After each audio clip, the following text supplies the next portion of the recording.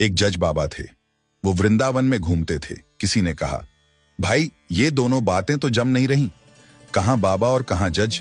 तब एक व्यक्ति ने उनका परिचय बताया कि ये पहले जज थे और इनके जीवन में भगवान की ऐसी कृपा हुई कि तब से यह बाबा हो गए।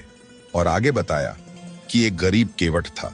उसने लड़की की शादी में सेठ जी से कर्जा लिया और कुछ समय बाद वह कर्जा चुका भी दिया, लेकिन फिर भी सेठ के मन में बेईमानी आ गई और सेठ ने उस केवट के ऊपर कोर्ट में केस कर दिया। कुछ दिनों के बाद केवट के घर सिपाही गए कि तुमको कचहरी में बुलाया है। केस की तारीख आई तो केवट कचहरी में जाकर बोला, मैंने ऐसा कौन सा गुनाह कर दिया है जो कचहरी में बुला लिया।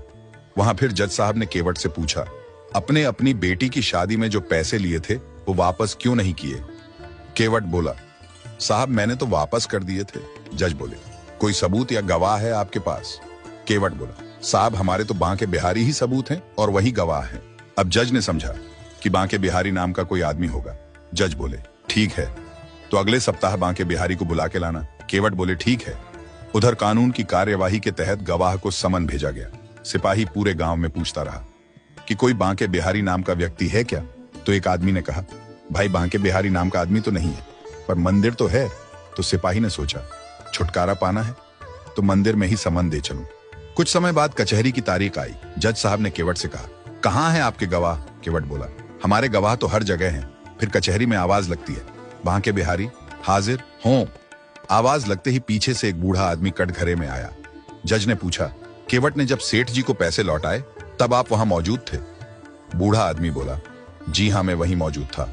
और आगे कहा, सेठ जी की अलमारी में डायरी के 330 नंबर पेज में वह पर्ची रखी है जिसमें हिसाब किताब बराबर लिखा है और दोनों के अंगूठे के निशान हैं। सेठ का घर दूर नहीं था।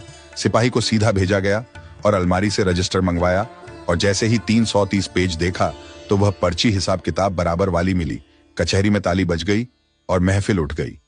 ये सब देखकर केवट का तो रो रो कर बुरा हाल हो गया और सोचने लगा, ठाकुर जी मुझे बेदाग बचा लिया।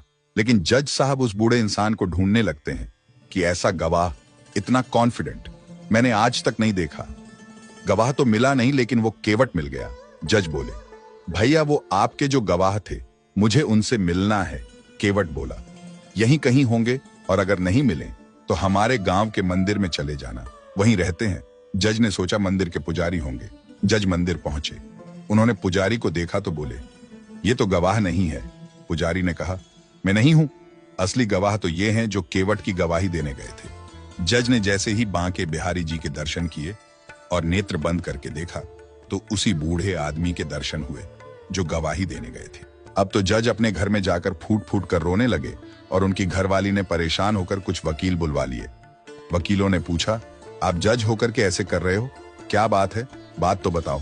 तब जज ने वकीलों से कहा, आज मेरी अदालत में भगवान आए और मैं कुर्सी पर जज बना बैठा रहा और प्रभु नीचे खड़े समझाते रहे। यदि उनके दरबार में कभी गया तो कौन सा मुंह दिखाऊंगा कि मैं इतना बड़ा लाट साहब हो गया कि भगवान नीचे खड़े और मैं कुर्सी पर बैठा रहा। जज ने कहा, अब इस दुनिया में नहीं रहना और उसी दिन जज ने घर छोड़ दिया और वृंदावन आ गए। इसीलिए इनका नाम जज बाबा है।